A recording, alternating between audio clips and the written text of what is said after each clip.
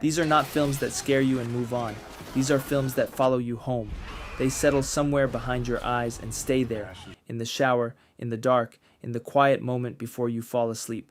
8 supernatural horror films, ranked not by how loud they are, but by how deep they go. These are the ones that get into your head and refuse to leave. Rank at number 8. Together. Written and directed by Michael Shanks, in his feature debut, Together, 2025, follows Tim and Millie, a couple 10 years into a relationship that has quietly curdled into resentment and distance.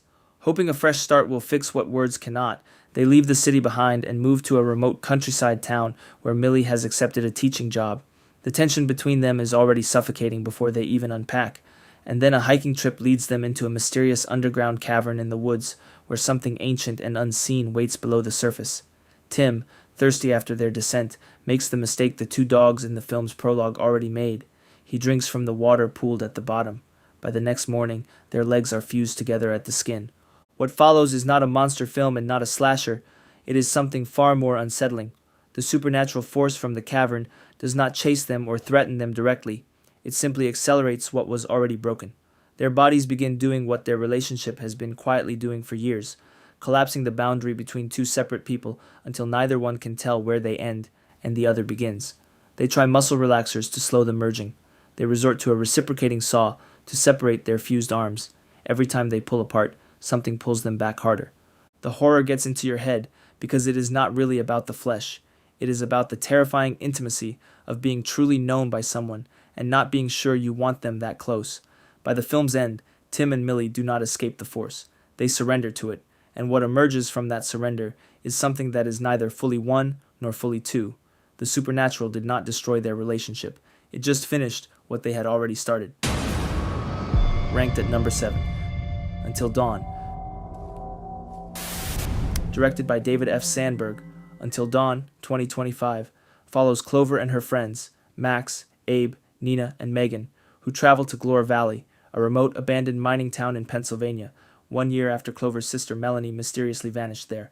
A gas station attendant named Hill warns them that many people have gone missing near the valley. They press on anyway, seeking shelter from heavy rain inside a derelict visitor center, and within hours, a masked killer is hunting them one by one through the dark corridors. Each of them is murdered before the night is out. Then they wake up. It is the beginning of the same night again. Every death resets the clock, but the valley only allows 13 resets before the loop collapses permanently, trapping everyone inside it forever. What makes the valley truly terrifying is that each new night brings an entirely different horror. One night a masked slasher, the next a possessing ghost, then tap water that causes bodies to explode from the inside, then wendigos, creatures that were once human, including Melanie herself, who has spent a year underground being transformed into something that no longer recognizes her sister. The group must piece together the valley's dark history across multiple deaths, carrying only the knowledge they managed to retain from each reset. As the nights run out, the survivors realize the valley was never simply a haunted location. It is a supernatural trap that has been cycling through victims for decades, and Hill has been watching the monitors the entire time, waiting for the next group to arrive.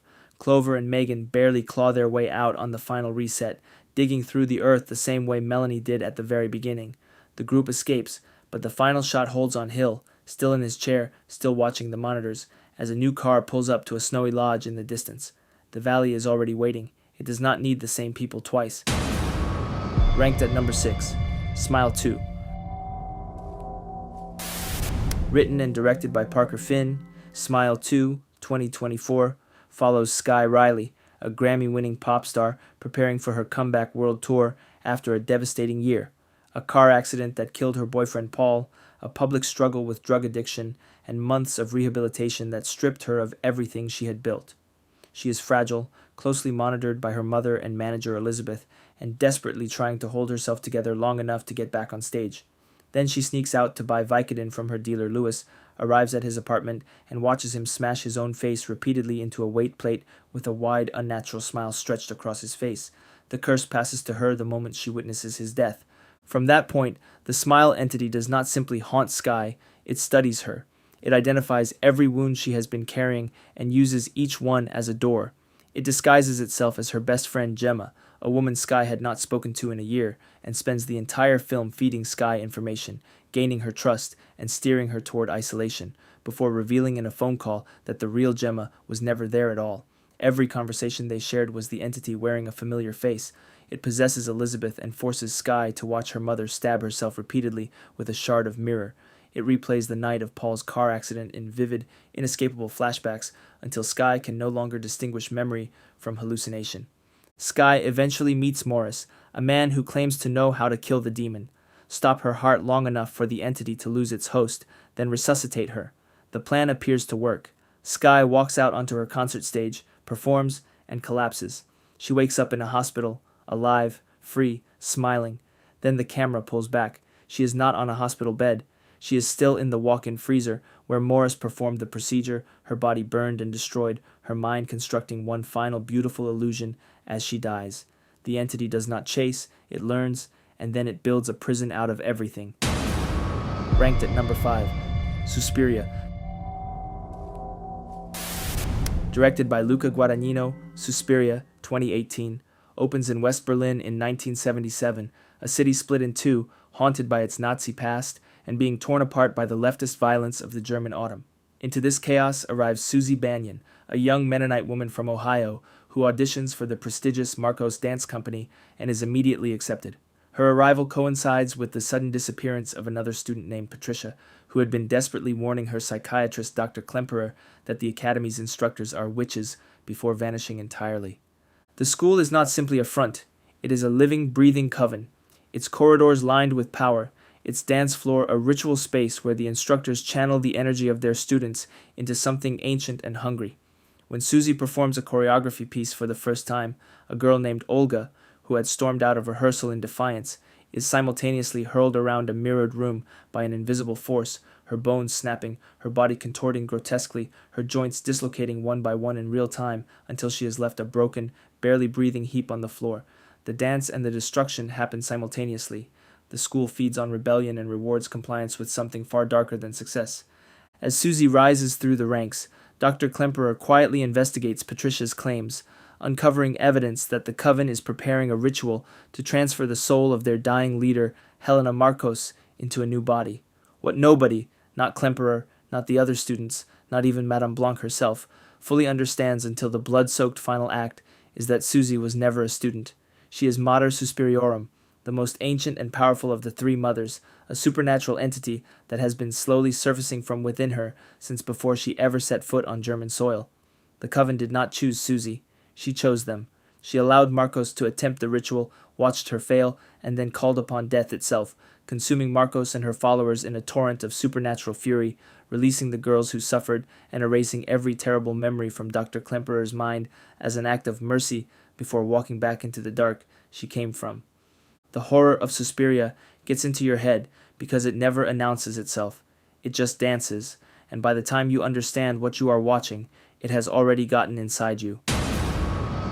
Ranked at number 4, Exuma.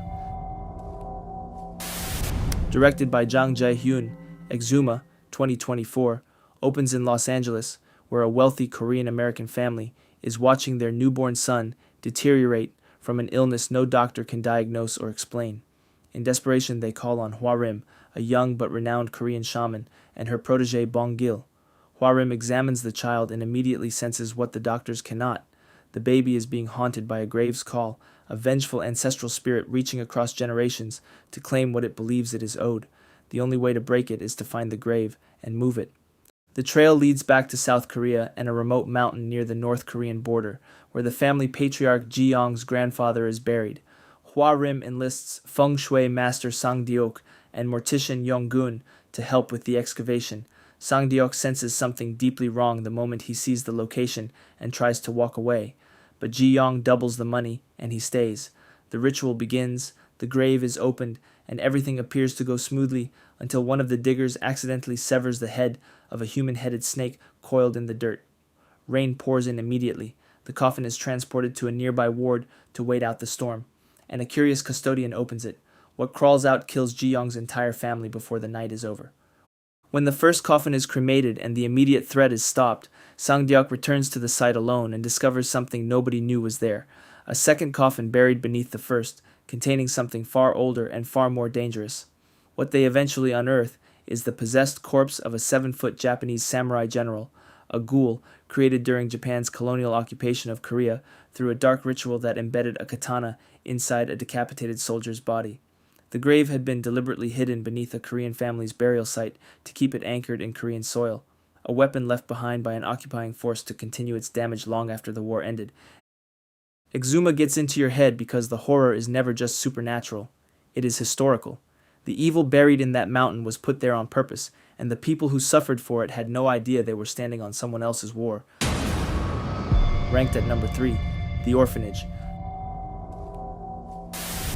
Directed by J.A. Bayona and produced by Guillermo del Toro, The Orphanage, 2007, follows Laura, a woman who spent her early childhood in a coastal Spanish orphanage before being adopted and taken away. 30 years later, she returns with her husband Carlos and their 7-year-old adopted son Simon, full of warmth and ambition. She wants to reopen the building as a home for disabled children and give others the same safe start she once had. The orphanage feels like going home.